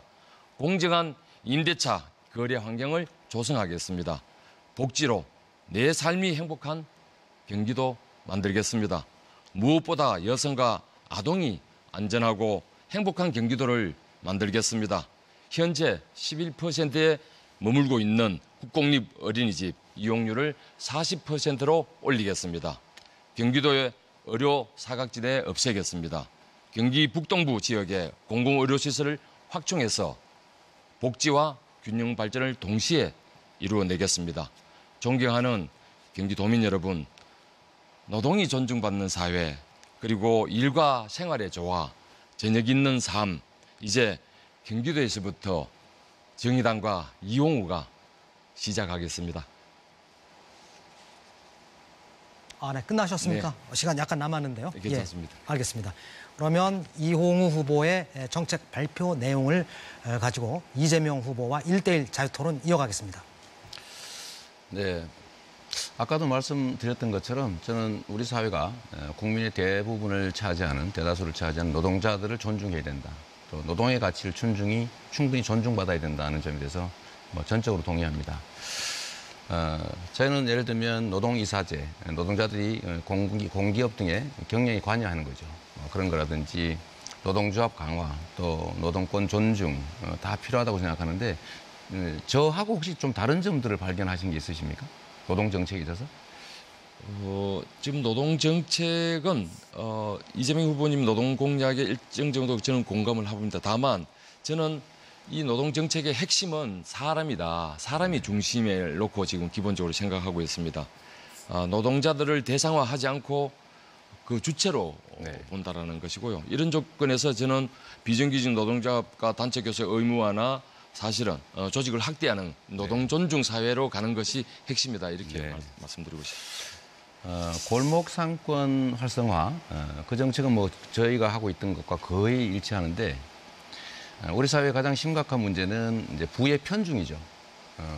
그래서 골목들이 다 이렇게 말라가고 있는데 해당 지역의 복지 지출이나 이런 부분들을 지역 화폐로 바꿔서 해당 지역 예산을 쓰도록 또 대형 유통점에는 못 쓰게 하고 골목 상권이라든지 전통 시장에만 쓰게 하는 우리 성남에서 하고 있던 지역 화폐를 경기도 전역에 확대하려는 저의 생각에 대해서는 혹시 어떤 의견 있으신가요? 지역 화폐의 전제 조건은 지방자치제하고 협의가 돼야 되는 문제의 전제 조건이 하나 있는 것이고요. 저는 지금 그보다 마찬가지 비슷한 생각인데요. 재래시장 상품권이 온두리 상품권이 있습니다. 지금 현재 공정거래위원회에서 지금 상점가의 규모를 조건을 좋게 만들어줘서 경기도에 1,374군데를 상점가를 만들 수 있는 조건이 됐습니다. 온누리 상품권을 재래시장이면 쓰는 것이 아니라 상점가에도 쓸 수 있도록 한다는 것이 지역화폐를 대체할 수 있는 활성화할 수 있는 조건이 될 수 있다고 저는 생각합니다. 저는 청년들을 위한 정책, 아까 말씀하신 공정출발지원금 참 좋은 정책이라고 생각합니다. 얼마나 청년들이 어려운 상황인지 우리가 너무 공감하니까 가능하다고 생각하는데 사실 이런 거는 재정 부담이 좀 큰 편이어서 좀 작으면서도 청년에게 실제 도움되는 정책들을 좀 많이 만들면 어떨까 하는 생각을 저는 하고 있습니다. 저는 그래서 저희가 얼마 전에 이제 청년들이 원하는 게 뭔가를 좀 조사를 한번 해본 결과 면접을 보는데 너무 비용이 많이 든다. 양복도 빌려야 되고 뭐 버스도 타야 되고 밥도 먹어야 되는데 너무 부담된다고 그래서 1회에 3만 원 정도씩의 면접을 보면 우리 면접 수당을 지급하는 그런 공약을 냈는데 혹시 이 점에 대한 후보님의 의견은 어떻습니까? 저는 뭐 괜찮다고 봐집니다. 다만 사실은 저희들이 가장 중요하게 생각하는 것은 경쟁시키고 탈락시키는 청년 정책이 아니라 사실은 꿈과 시간을 주는 청년들이 지금 많이 아픕니다. 그분들에게 시간을 주는 것. 그래서 인생에 단 한 번 우리가 국가가 나라가 정말 한번 공정하게 출발할 수 있는 위로의 금액. 나는 이것은 대단히 중요하다 이렇게 생각합니다. 네, 그래서 뭐 저는 청년 배당 배제 없이 모든 대상자가 받을 수 있는 청년 배당 정책을 경기도에 전체적으로 도입하려고 합니다. 혹시 이 점에 대한 의견도 좀 말씀해 주시죠. 저희들하고 금액은 말씀드렸다시피 300만 원을 정하면은 저희들은 한 4,700억 정도 추산이 추계가 됩니다. 남경필 후보님이나 이재명 후보님의 추계를 해보니까 평균 한 2천억 정도 소요가 되는 것으로 봐서 경기도 20조 예산으로 기준으로 본다면은 충분히 한 1% 정도에서 감당할 수 있는 범위 내에 있다가 봐지고 또 모자라는 부분은 SOC의 여러 가지 재조정 등을 통해서 충분히 저는 가능하다. 이렇게 생각하고 중요한 것은 청년에게 시간을 줘야 된다. 마음대로 꿈을 찾아갈 수 있도록 시간을 줘야 된다는 것이 핵심입니다. 동의합니다. 다음은 김영환 후보와 이홍우 후보 간 1대1 자유토론입니다. 시작해 주시죠. 면접 비용을 3만 원씩 준다. 반대할 이유는 없지만 참 이런 정책을 내서야 되겠나 하는 생각이 들고요. 지역 화폐 이것도 시장에 반하는 거죠. 동네의 지역 상권한테는 포퓰리스틱하게 적용될지 모르지만 이 정책은 정말 하지하 정책이라고 생각합니다. 지금 말씀하시는 것도 결국은 시간을 준다는 거지만 돈 준다는 거 아니겠습니까? 청년들한테. 청년들이 돈을 벌 수 있는 정책에 대해서 한번 말씀해 보시죠. 청년이 돈을 벌 수 있는 정책이기 전에 지금 좀 전에 말씀드렸다시피 프랑스나 이런 데는 여행, 차비, 경비 모든 것까지 묻지 않고 주고 있습니다. 실제 지금 그런 조건을 우리 청년들한테 여유를 주고 미래에 대한 미래이기 때문에 청년들에게 투자하는 것은 나라의 미래에 투자하는 것이나 다름없다 이런 생각을 하고요. 청년 일자리를 말씀하시는데 저는 청년 일자리 만들어야죠. 공공부문 의무할당제 5%를 높여야 되고요. 공공부문이 선도해서 민간급을 유도할 수 있도록 만드는 것 일자리. 그다음에 지금 판교 테크노밸리에 많은 상담이 들어오고 있는데요. 별을 보고 출근해서 별을 보고 퇴근하고 얼굴에 청년들이 표정이 없습니다. 게임 만드는 우리 청년 노동자, IT 노동자들이 그런 일자리, 노동권이 보장되지 않는 청년 일자리는 결국 청년들에게 열정페이를 강요하고 지난번에도 말씀하셨듯이 어렵지만 참아라. 이것은 청년들한테 사실은 나쁜 짓을 하는 것이죠. 저는 좋은 일자리, 노동시간 단축해서 좋은 일자리 나누는 것을 기본, 좋은 정책으로 생각하고 있습니다. 글쎄, 이해가 안 된다는 말씀입니다. 그런 말씀에 대해서는 동감이고 돈이 있으면 놓아줘야 되고요. 그 사람들이 견딜 수 있도록 희망 가질 수 있도록 할 수 있는데 근본적인 대책이 안 된다 그런 말씀입니다. 근본적인 대책을 한번 내놔보시는 창의적이고 기다려 주시면 안 되겠습니까? 아니, 기다리는데 어떻게 일자리를 만든단 말입니까? 조금 전에는 일자리 노동시간 단축해서 좋은 일자리를 나누고 노동권이 보장되는 일자리를 우리가 만들어줘야지요. 그러니까 어떻게 만드느냐를 제가 말씀드리는 지금 4차 산업 등등으로 많이 지금 진행되고 있지 않습니까? 4차 산업을 어떻게 만드는다는 걸 말씀해달라 그런 말이에요. 4차 산업을 어떻게 만든다는 그 이야기를 저한테 물어보지 마시고 아까 했던 노동시장 산업정책 정부의 종합적인 문제를 어우러져 가지고 만든다는 이야기를 아시면서 지금 저한테 묻는 거는 좀 이상합니다. 예. 제가 해야 됩니다. 네, 두 분 다 시간 남았습니다. 계속 질문 답변 하시면 됩니다. 그리고 제가 잠깐 좀 예. 말씀드리겠습니다. 그런 식으로 접근하면 안 된다는 겁니다. 정책을 그런 식으로 논아주고 그리고 재정으로 공공에서 일자리 만드는 거 그거 누가 못하겠습니까? 그렇게 해서 소득 늘려가지고. 공공부문이 선도를 해야 되죠. 공공부문이 선도를 해야 되고 정부의 역할이 그겁니다. 근본적인 대책이 되지 못한다 그런 얘기입니다. 왜 소득주도 그게 근본 성장론이 대책이 안 갖고 됩니까? 있는 한계라는 말이죠. 젊은이들이 일자리를 만들 생각은 안 하고 기다려달라. 여행비 주자. 아니, 면제비 젊은이들한테 주자. 그걸 젊은이들한테 책임을 묻습니까? 젊은이를 지금 탓하고 계십니까? 그게 아니라 아니. 이 기성 세대들이 그렇게 만들어놨는 것을 이제 바로 잡자는 아니, 이야기입니다. 저는 정책이 있으니까 하는 말씀이에요. 저도 정책이 있는 거예요. 그건 놀아주자는 거지 어떤 정책이 있습니까 그게. 자, 청년 정책은요. 나눠주고 주는 정책만이 아닙니다. 주거 정책도 있고요. 다시 공공부문이 선도하는 일자리 정책. 이걸 종합적으로 청년을 중심에 놓고 봐야 된다. 대상화시켜서 그냥 배당해주는 이런 탈락시키는 정책은 안 된다는 이야기를 시간 하는 다 겁니다. 쓰셨고요. 예. 김영환 후보 44초 남았습니다. 물어야 되는데 묻지를 못하겠네. 묻지 않으시거나 아니면 그냥 말씀하실 거 있으면 하시든지 그냥 포기하셔도 되고요. 청년 일자리는 4차 혁명에서 나올 수 있지만요. 대기업과 중소기업 사이에 미스매치 있지 않습니까? 이걸 해결해야 된다고 생각합니다. 저는 그렇게 생각합니다. 그래서 중소기업에 취업했지만 일정 기간 후에는 대기업으로 갈 수 있는 여기는 구직난이고 하나는 구인난이거든요. 이걸 메꿔주는 것이 핵심이라고 저는 생각합니다. 미스매치는 대기업의 행포 때문에 그래 됐습니다. 예.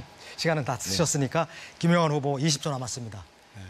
그리고 정책이라는 것을 현실 가능한 걸 해야지 이렇게 매일 표를 얻으러 다니는 이 포퓰리스틱한 정책, 무상 의료, 무슨 교복, 돈 나눠줘가지고 일자리 만들고 그렇게 해가지고 표 얻고 이거는 죄악이라고 생각합니다. 이 돈이 누구 돈입니까 이게?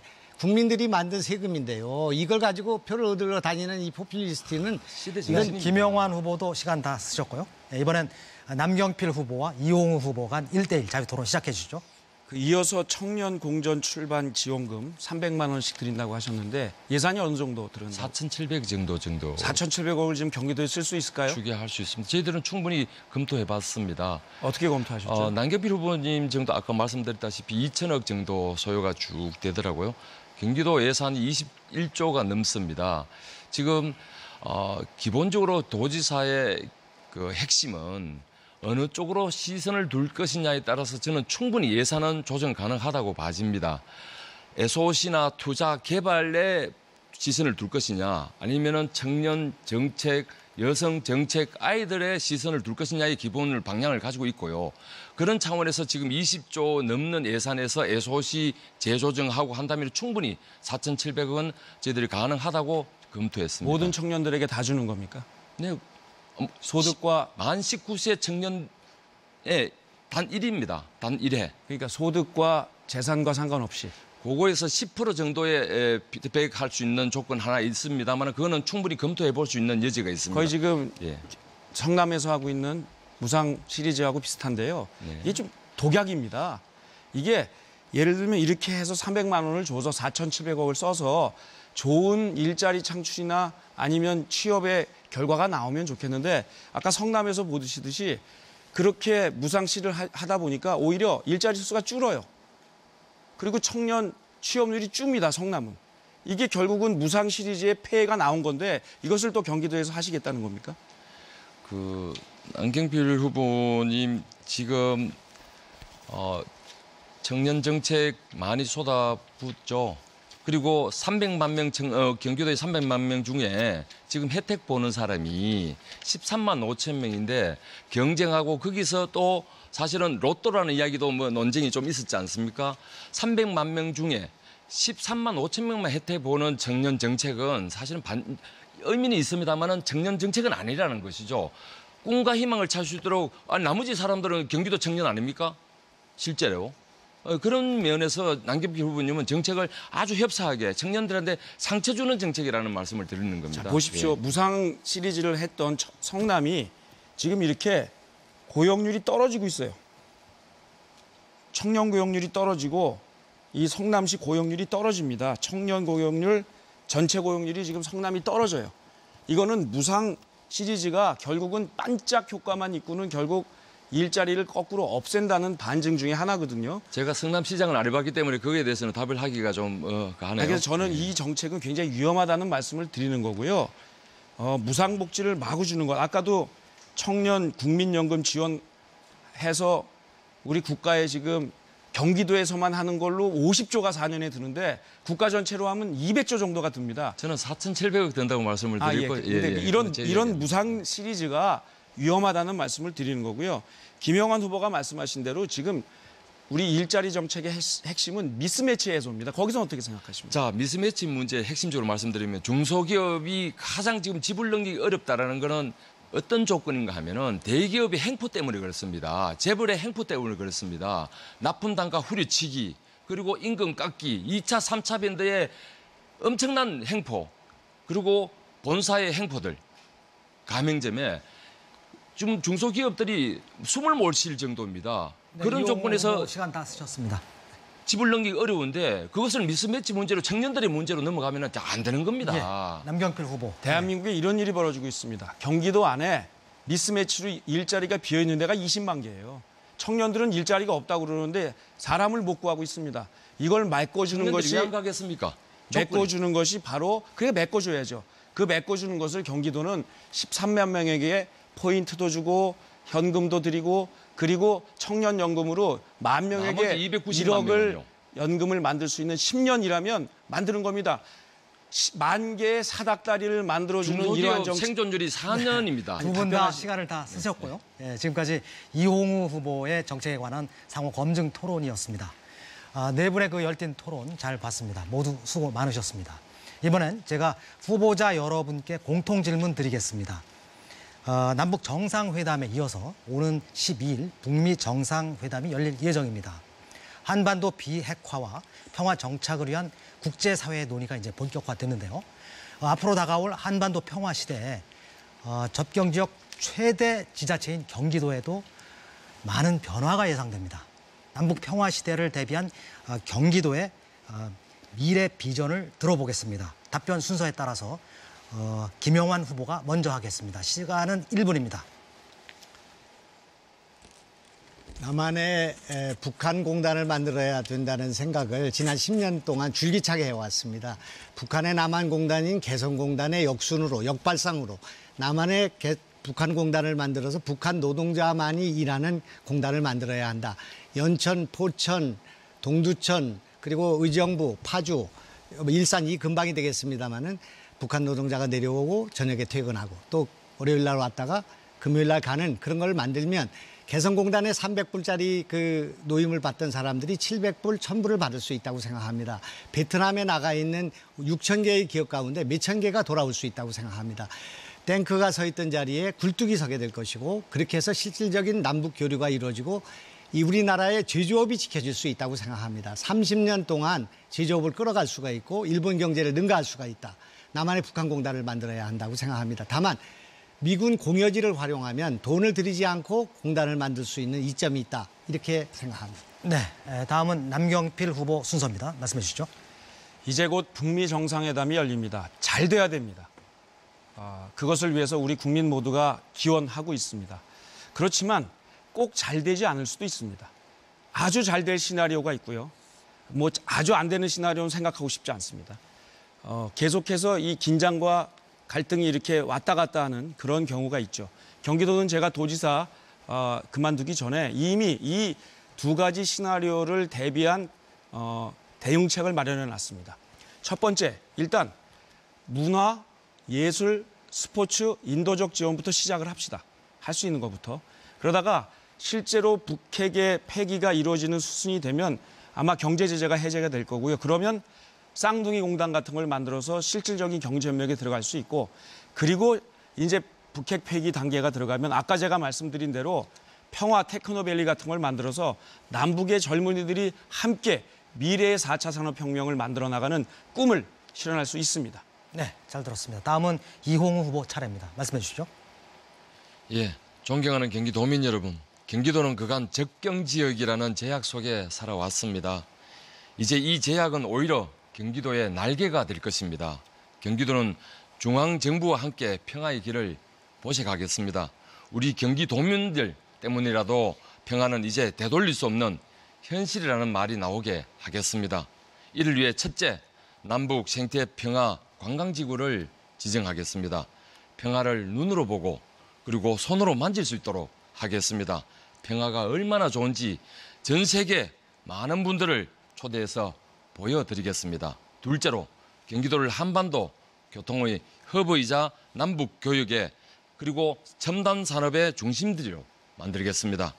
5개의 철도 노선이 교차하게 될 우리 고양시의 대곡역을 한반도 유럽을 잇는 국제 철도 터미널로 유치하겠습니다. 도라산 인근에 제2개성공단을 추진하겠습니다. 평화가 곧 경제라는 것을 말씀드리겠습니다. 네, 잘 들었습니다. 사회자 공통질문 마지막 순서는 이재명 후보입니다. 부탁드리겠습니다. 네. 대한민국에서 북한과 접경하고 있는 경기도는 과거 분단과 대결의 시대에는 변방이고 피해자였습니다. 이제 남북이 교류하고 평화의 시대가 오게 되면 경기도는 피해자가 아니라 수혜자가 될 것이고 변방이 아니라 북한으로 또 대륙으로 진출하는 출발점이 됩니다. 지금까지 대한민국은 휴전선 155마일 철책으로 막아진 사실상 섬이었습니다. 이제 섬이 아니라 남북 경협 그리고 동북아 평화 공동체의 중심이 되어야 됩니다. 문제는 이렇게 되기 위해서는 문재인 정부의 북방 정책에 손발을 맞춰줄 도지사가 필요합니다. 계속 발목이나 잡는 자유한국당이나 야당의 소속 도지사가 되면 협력이 불가능합니다. 민주당 도지사가 돼서 문재인 정부와 손잡고 남북의 경협, DMZ의 적절한 활용, 모든 문제에서 소정의 좋은 결과가 날 수 있다고 생각합니다. 네, 공통질문에 대한 네 후보의 답변 잘 들었습니다. 이번엔 주도권 토론입니다. 각 후보자가 토론의 주도권을 쥐고 상대 후보에게 질문하는 순서입니다. 주어진 3분 동안 자유 토론해 주시되 상대 후보의 답변 시간은 최소 30초를 주시면 좋겠습니다. 한 명한테만 질문해도 무방합니다. 질문이 있는데요. 네, 잠시 설명드리고 예. 질문 받겠습니다. 가급적 2명 이상의 후보에게 질문해 주시기 바라고요. 질문, 네, 말씀해 주십시오. 그러면 주도권이란 게 계속 제가 이렇게 질문을 하면서 가는 겁니까? 마음대로 하셔도 됩니다. 3분 동안은 남 후보가 갖고 있는 시간입니다. 그 안에서 답변 시간까지 포함됩니다. 끝나고 나면 제가 나중에 답변을 못 하는 거 아닙니까? 그렇죠. 3분 안에, 그러니까 주도권을 주셨으니까 답변을 끊어버리십시오. 그렇게 하시면 됩니다. 토론 방식이 굉장히 낯섭니다. 예. 전에도 대선 후보 토론 때도 이게 도입된 방식이라고 들었습니다. 자, 그러면 이번에 순서대로 남경필 후보부터 주도권 토론하겠습니다. 예, 지금 많은 국민들이 보고 계신데요. 모두의 김영환 후보께서 이재명 후보의 여배우 스캔들에 대해서 근거가 있는 것처럼 말씀하셨는데 굉장히 이게 지금 중요한 얘기인 것 같습니다. 과연 근거가 있이 얘기를 하신 건가요? 없다면 이건 정말 네거티브가 될 텐데요. 근거는 뭐 이재명 후보가 해명해야 될 문제이기 때문에 저는 손바닥으로 하늘을 가리는 일이라고 생각합니다. 이것은 정말 정치인으로 해서는 안 되는 거짓말을 하고 있다고 생각하고요. 대국민 사기극을 하고 있다 이렇게 생각합니다. 그렇기 때문에 이것을 오늘도 밝히겠지만 앞으로 계속 밝힐 예정으로 있고요. 또 이런 거짓말이 드러나면 후보를 사퇴해야 된다고 생각합니다. 저는 그렇게 생각하고 만약 제가 말씀드리는 것이 사실이 아니라면 저는 교도소 가야 된다고 생각합니다. 그런 각오를 갖고 지금 이 자리에 왔고요. 지금 이 문제는 이재명 후보가 거짓말한 것에 문제가 있는 것이 아니라 여배우가 지난 10년 동안 인격살인을 당했다고 생각합니다. 정말 상상도 할 수 없는 평화와 인간적인 모멸을 그 트위터를 통해서 또 언론을 통해서 하면서 계속 협박을 강요하고 그렇게 돼 왔기 때문에 이런 일은 있을 수가 없는 일이고 이것을 아는 사람은 정치권에 지금 수백 명이 있다고 생각합니다. 이재명 후보가 여기에 대해서 제가 여기서 그런 분들을 거명할 수 있고요. 그렇게 됐을 때 그분들이 그동안 침묵했기 때문에 오늘 이 사태가 벌어졌기 때문에 저는 절대로 이 문제에서 빠져나갈 수가 없고 우리 이재명 후보의 해명 또 저 사이에 저 사이에 둘 중에 하나는 진위가 가려져야 될 문제다 이렇게 생각합니다. 알겠습니다. 이게 참 특이하네요. 제 시간이 잠시 줄어드네요. 중단하고 제가 시간 설명 다시 드리겠습니다. 예, 이 제 3분 시간이 동안은 줄어드네요. 남 후보께서 갖고 계신 시간이고요. 상대 후보가 답변해도 그 시간은 전부 다 남 후보 시간에서 차감되는 겁니다. 이 사전 룰 미팅에서 잘 못 들으셨는지 모르겠습니다. 그러면은 제 시간 남은 건 1분밖에 없는 거네요. 그렇습니다. 이제 1분 4초 남았습니다. 다시 시작하겠습니다.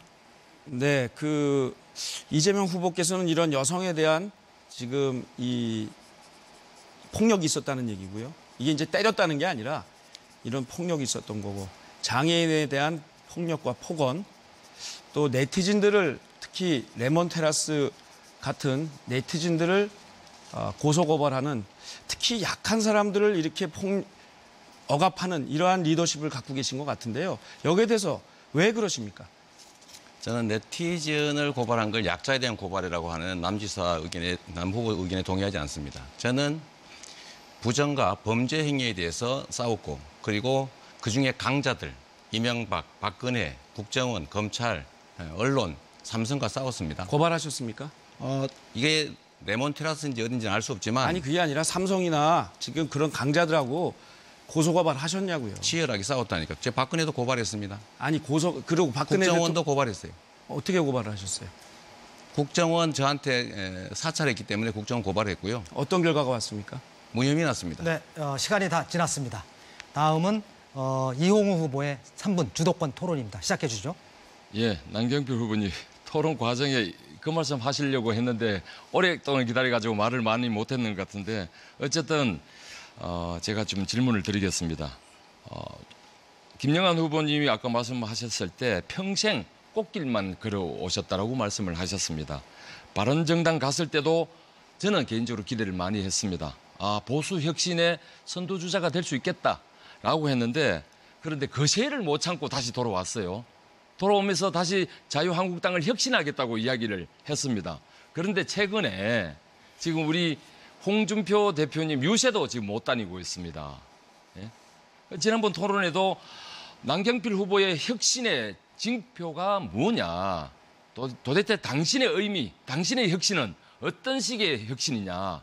자유한국당 지금 현재 이렇게 바닥을 치고 있는데 어떤 혁신을 한다고 지금 하고 있고 그런 조건에서 자기 성찰 없이 또 도지사 출마했는데 정말 혁신의 징표라도 하나 있냐? 자, 예. 말씀드리겠습니다. 네. 지금 선거 때니까 제가 이제 선수니까 이런 걸 못합니다만 잠깐만요. 네. 선거 끝나고 나면 제가 과거에 했던 게 있습니다. 과거에 잘못된 당대표는 저희가 합심해서 쫓아낸 적도 있습니다.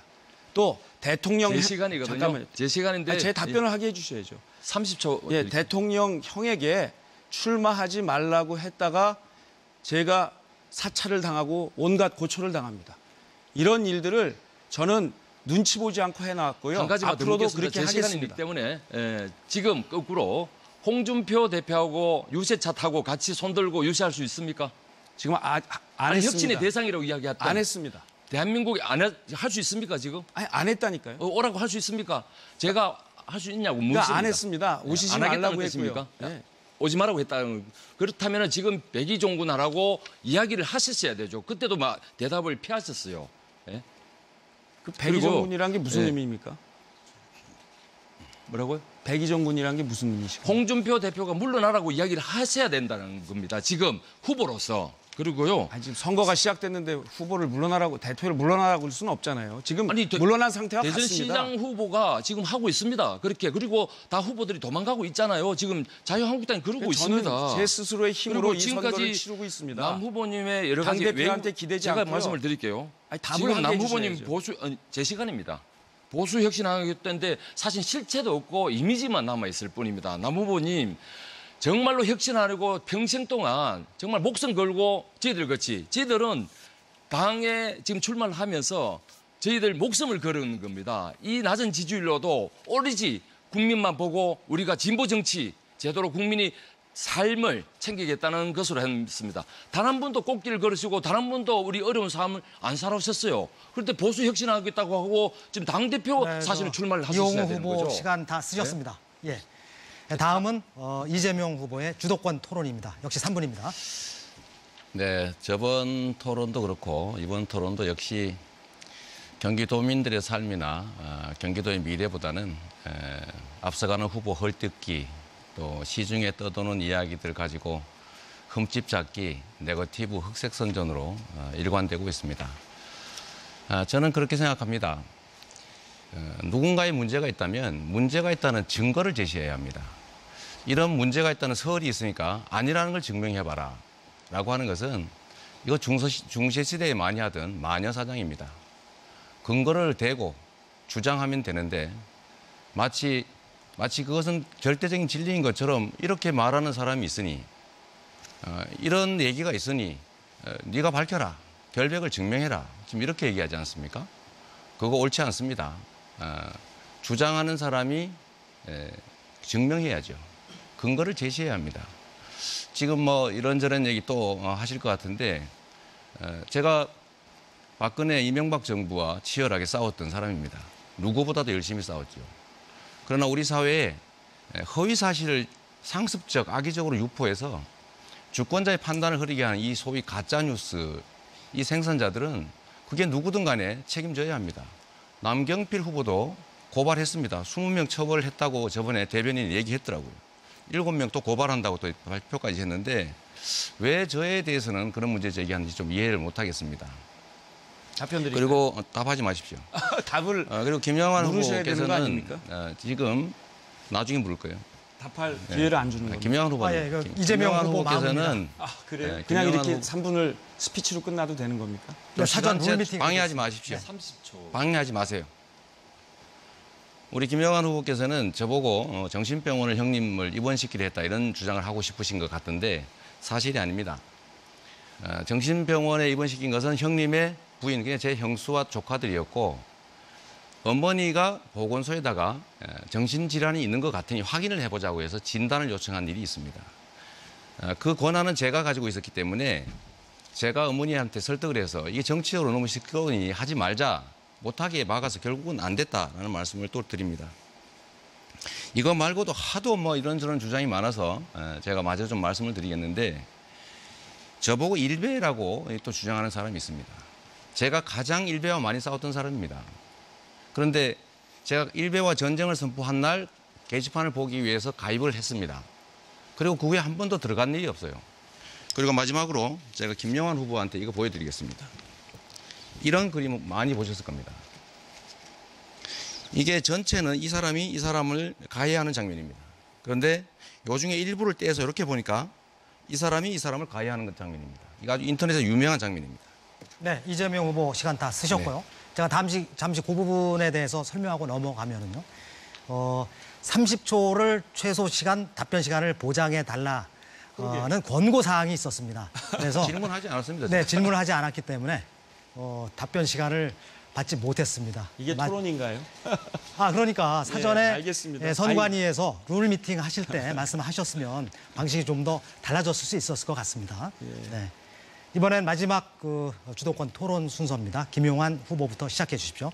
제가 잘못하면 교도소 가야 되기 때문에 예 아니로만 답변해 주시기 한 질문에 바랍니다. 30초씩 대답하겠습니다. 아닙니다. 예 아니로만 하시기 바랍니다. 그렇게 하지 않겠습니다. 5월 17일 광우병 집회가 있었고요. 광화문 낙지집에서 여배우와 식사를 하신 뒤에 국가인권위원회 주차장에 가셨죠. 가셨죠. 예 아니면 말씀하십시오. 집회에 그 사람을 만난 일은 있는데 아니 예 아니오만 말씀해 주십시오. 아닙니다. 국가인권위원회 주차장에 안 갔습니까? 아닙니다. 예, 됐습니다. 5월 22일, 2009년 5월 22일 노 대통령 서거에 있던 날 봉하마을로 가는 여배우한테 전화하셨죠. 그런 일 없습니다. 없습니까? 네. 그래서 비가 엄청 올 때 전화 와서 어디 가냐니까 성남 지나갈 때인데 거길 비 오는데 왜 가냐? 옥수동에서 만나자 이렇게 했죠. 그런 일 없습니다. 옥수동에 안 갔습니까? 안 갔습니다. 9개월에서 2년 사이에 옥수동에 몇 번 갔습니까? 그분이 집회에서 제가 몇 차례 만났고 그다음에 양육비 상담 얘기를 해서 제가 시간이 없어서 아니 옥수동에 가셨습니까? 안 잠깐만요. 가셨습니까? 안 계세요, 갔습니까? 보세요. 자, 30초 동안 아니, 안 대답한다니까요. 갔으면- 아니 그러면 뭐 가느냐 안 가느냐 아니, 묻지 30초를 않습니까? 주세요. 그다음에 아니 대답을 하겠다니까 30초를 아니, 주세요. 갔느냐 안 갔느냐만 말씀하란 말입니다. 시간이 여기는 없으니까요. 경찰서가 아닙니다. 토론장이고 토론은 규칙에 의해서 하는 거예요. 규칙인데 30초를 주세요. 예 질문했으면. 아니오만 답변하라는 그건 내 말씀입니다. 제 마음이에요. 시간이니까요. 30초를 주게 규칙에 돼 있습니다. 이제 사회자님 이거 제재하셔야 되면 제 시간 자꾸 가지 않습니까? 지금 토론 규칙상 잠시 중단해 주시고요. 시계는 잠시 중단해 주시고요. 예, 벌써 지금 10초 답변을 안 지나갔어요. 하시면 뭐 방법이 없는 거죠. 아니 30초를 네. 주게 아니 돼 예 있지 않습니까? 아니오만 답변하는데 이렇게 시간을 끄니까요. 그런데 이 토론 방식이 예 아니오로 답변하지 않겠다고 하는데 강제로 그렇게 시킬 수는 없지 않습니까? 그러니까 그 부분은 후보자분들께서 질문을 하면 토론을 30초를 하시는 겁니다. 주세요. 예, 토론을 계속 다시 여기는 시작하겠습니다. 경찰서 그러니까 취재실이 제가 아닙니다. 제가 지금 그럼 질문을 끊고요. 제가 말씀드리겠습니다. 김어준 기자가 한겨레에 이 여배우하고 문제를 폭로하신 분이기 때문에 이분께서 답해야 된다고 생각합니다. 이 문제의 대상자가 우리 이재명 후보인지 아닌지 그걸 해야 된다고 생각합니다. 또 사과문 대필이 이루어졌습니다. 사과문 한 번은 뭐 논란이 됐던 주진우 기자 대필할 때 그 대필할 때 여러 번 접통하셨죠. 없습니다. 그런 없습니까? 일. 네. 네, 됐습니다. 없으면 없다고 하시면 네. 됩니다.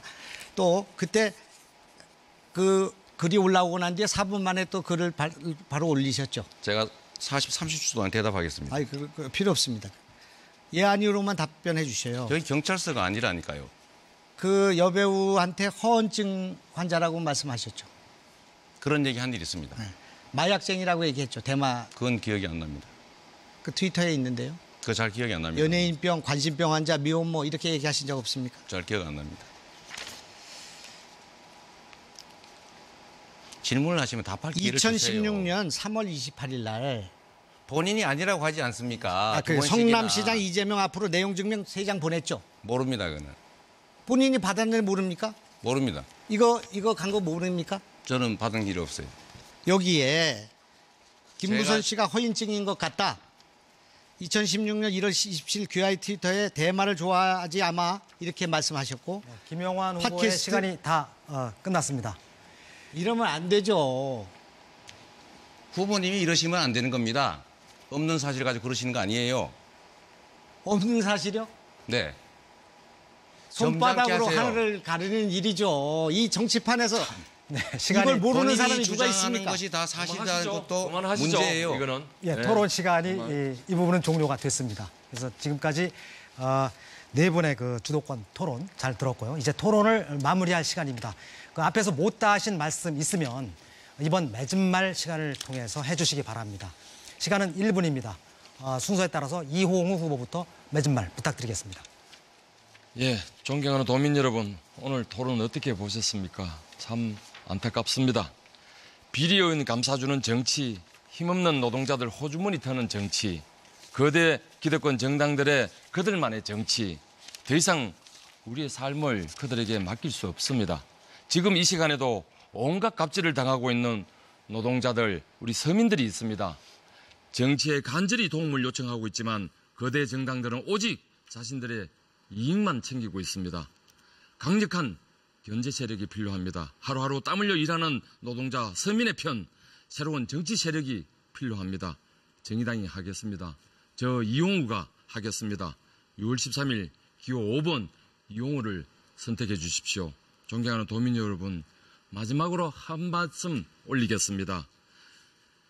모든 개혁의 걸림돌인 자유한국당을 역사 속으로 밀어내고 우리 정의당을 제1야당으로 꼭 만들어 주실 것을 간절한 마음으로 호소드립니다. 고맙습니다. 네, 다음은 이재명 후보 차례입니다. 네. 일단 아까 말씀 중에 굳이 답을 해야 되니까 제가 그분이 요청해서 집회 현장에서 만나서 한 번 태워다 준 일이 있습니다. 도민 여러분, 정치인의 약속에 대해서 어떻게 생각하십니까? 많은 약속들을 합니다. 그 약속을 다 합치면 세상이 천국이 됩니다. 그러나 대부분의 정치인들은 그 약속을 지키지 않습니다. 헌시짝처럼 버립니다. 그런데 모두가 다 약속을 합니다. 누가 거짓말을 하는지, 누가 약속을 지키는지 어떻게 판단하겠습니까? 그가 살아온 과정과 그가 가진 신념과 가치를 보셔야 합니다. 이재명은 평생 동안 제 신념과 가치를 버린 일이 없습니다. 지킬 수 있는 약속만 했습니다. 그리고 약속한 건 반드시 지켰습니다. 성남을 전국에서 이사 오고 싶은 도시로 만들었습니다. 저에게 기회를 주시면 제가 말씀드린 약속을 지킬 뿐만 아니라 대한민국에서 가장 잘 사는 삶의 질 높은 경기도, 대한민국의 새로운 중심 경기도를 만들어 드리겠습니다. 네, 다음은 김영환 후보 맺은말 순서입니다. 어제 이재명 후보의 노모님의 녹취록이 공개가 됐습니다. 거기에 나는 아무것도 모르니까, 응 나야 그렇게 협박하지 말라고 그렇게 적혀 있습니다. 자기 아들을 정신병원에 넣으려고 했다는 어머니의 고소로 요청으로 됐다는 그 말씀이 완전히 호구라는 것이 밝혀진 것입니다. 녹취록이 이런 거짓말을 하고 있습니다. 어떻게 유권자들, 주민들을 고소고발하는 일을 이렇게 다반사를 한단 말입니까? 상권 활성화 사업에 대해서 민원을 제기한 김은진을 강제 입원한데, 물론 이재명 시장이 직접 했다는 건 아니지만 이런 분들이 강제 입원돼서 억울함을 호소하고 있습니다. 최근에 네티즌 부부 4명을 고발했죠. 그 다음에 지난번에 말씀하지 않았습니까? 민원 있는 분들은 고발하지 않는다 그랬지만 수정구 단대동 푸르지오 주민들 70명 고발했지 않습니까? 그래서 벌금 매기지 않았습니까? 고발을 왜 이렇게 좋아합니까? 왜 이렇게 정신병원을 좋아합니까? 김영환 후보 시간 다 쓰셨습니다. 다음은 마지막으로 남경필 후보의 맺은말 듣겠습니다. 존경하는 경기도민 여러분, 제가 다시 도지사에 당선될 것 같습니다. 왜냐하면 이재명 후보 측에서 이제 네거티브를 본격적으로 시작을 했습니다. 제가 이 재벌과 손잡고 중소기업을 억압했다는 정말 터무니없는 얘기를 하고 다닙니다. 또 제가 땅 투기를 했다고 하는데요. 30년 동안 보유하고 있다가 한 번 거래한 정상적인 거래를 투기라고 합니다. 세금 30억을 낸 것을 이렇게 폄하하다가 결국 오늘 그것을 발표한 이재명 후보 측 대변인이 결국 사과했습니다. 유감을 표명했습니다. 이렇게 네거티브를 하는 거 보면 저에게 이제 승리의 기운이 기울고 있습니다. 저 경기도지사 남경필은 지난 4년 동안 일자리 넘치는 안전하고 따뜻한 경기도를 만드는 데 최선을 다해왔고 성과를 거뒀습니다. 앞으로 4년 또 다른 도전을 하고 연정을 통해서 안전하고 따뜻하고 일자리 넘치는 경기도 만들어 내겠습니다. 네. 이 마무리 발언을 끝으로 경기도지사 후보자 토론에 준비한 순서를 모두 마쳤습니다. 4분 모두 수고 많으셨습니다. 토론 내내 후보 간 논쟁과 설전이 뜨겁게 벌어졌는데요. 오늘 나온 후보들의 정책과 공약 꼼꼼히 따져보시고 오는 13일 소중한 한 표 꼭 행사하시기 바랍니다. 13일에 투표가 어려운 분들은 8일과 9일에 가까운 투표소에 가시면 사전 투표하실 수 있습니다. 시청자 여러분 감사합니다.